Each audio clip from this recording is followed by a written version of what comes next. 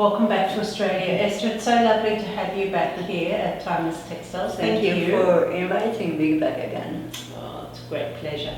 I'd love you to talk a bit about this exhibition. Okay. So the title of this is Connecting to Place. Tell us a bit about the place that you're connecting to, Eszter. Yes. Recently I've been thinking about, but when I started to work with textiles, I already started thinking, because that keeps me interested, about the layers of history under our feet and all the knowledge that had been gathered for the many ages. And I've been always interested in the layers, what we have around us and below us, layers of history in the earth, layers of memory of ancestors and what we know from history. And in my work I always wanted somehow to show or portray this kind of feeling of mine for these things. And in this recent exhibition I tried a newer, other way to play around with these ideas. So sometimes I took earlier works where they were already pictured in a certain way or portrayed in a certain way, and put some more layers of recent history or another place above it. So some of the pieces are layered so that the above layer hangs a little bit apart from the lower layer. So in between the holes of the top layer you can look into what is below it, and you can feel this layeredness somehow. And in some of them, such as this other one here, they're attached. Yes. Yes. Well, I usually use newspaper to make my maps in a knitted form, but this one is an exception, because from someone I got lots of old maps from England, different parts of England, and I used the map of it here. And the title is Spaces of Living, where the map itself has a meaning, where you have the big land, the landscape, the many towns and cities, and also the forests and roads are depicted. But what is cut out, it is obviously a city map, namely a very well planned map of Chicago, basically. But in the maps there are hidden certain layouts of an apartment, like this is a bathroom and a bedroom and that is a kitchen, and somewhere might be a living room. So, and what is behind, it is an eco-printed piece of fabric printed with leaves from the forest. So these are the layers of existence. This is the layers where we live, in different scales and different approaches. Although I usually use newspaper for my maps, I always like to have a background that has an earthy color, to remind us that even if we are living in the busy city and there is pavement everywhere and very few vegetation unless in the parks, but we always have to know that where we are rooted, that it is the earth. And so these colors are very important for me. It seems like most of your maps are urban based. Yes, they are. Sorry, Eszter. Now I'd love you to talk about this piece here to the left of you.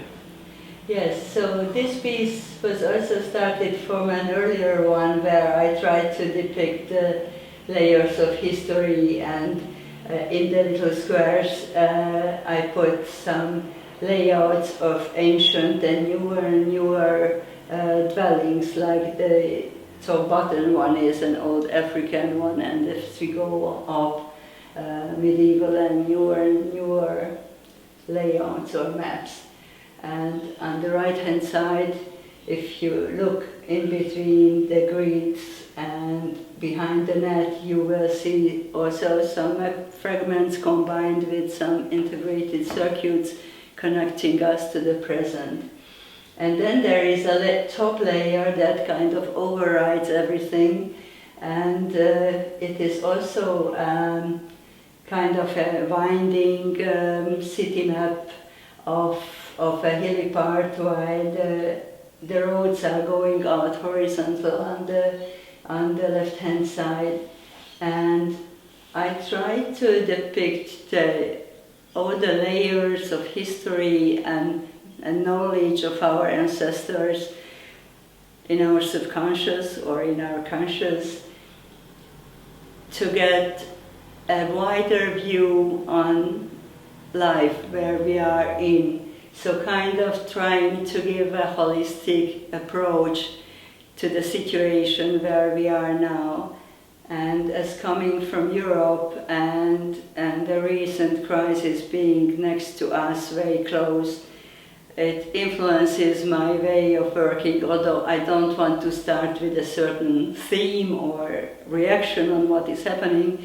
But as I'm working and cutting the little pieces of paper and putting them together, very meticulous work, the news that I hear every day are kind of working behind, and I can't rid of it. And I thought, if more people would have this kind of holistic view on history and what happened earlier and how the crisis ended and how much suffering the crisis put on people who were involved in wars, maybe it wouldn't have happened that people can be kind of manipulated by propaganda to believe that this is a good thing to do this kind of crises. And well, I try to, not get rid of it, but bring it out from me, all these concerns that come every day, something else, something new, and I had to somehow put it out. There's a lot of intricacy in your work, and it draws you in to look behind that outer layer. Yes, kind of. This is my intention or wish.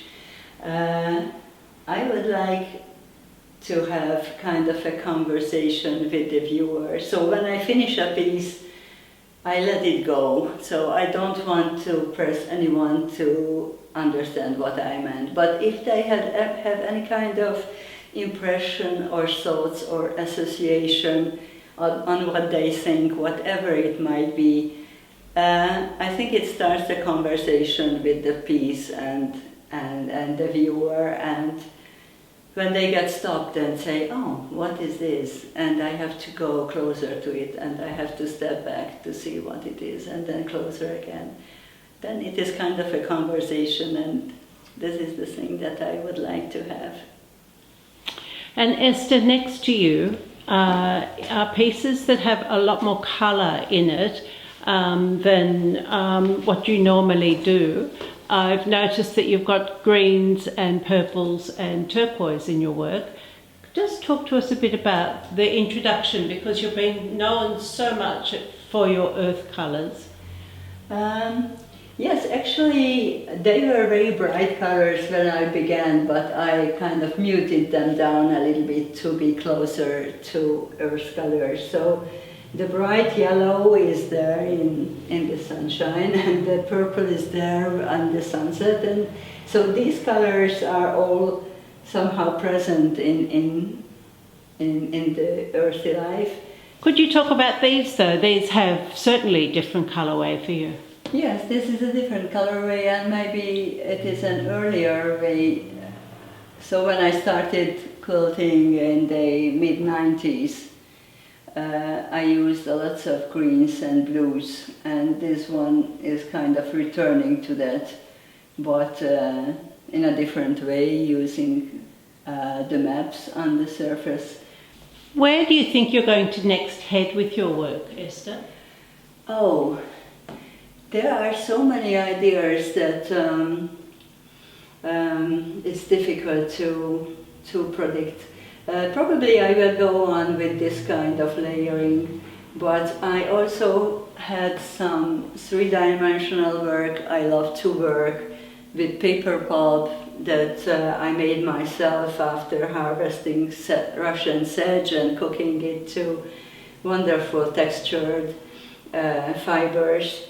I'm probably trying to combine these things as well, because as I'm not a trained artist, experimentation and research has been always the main principles of my working. So I love to try out new things and figure out how, when I see an artwork, how it was done, and kind of try to incorporate in my work.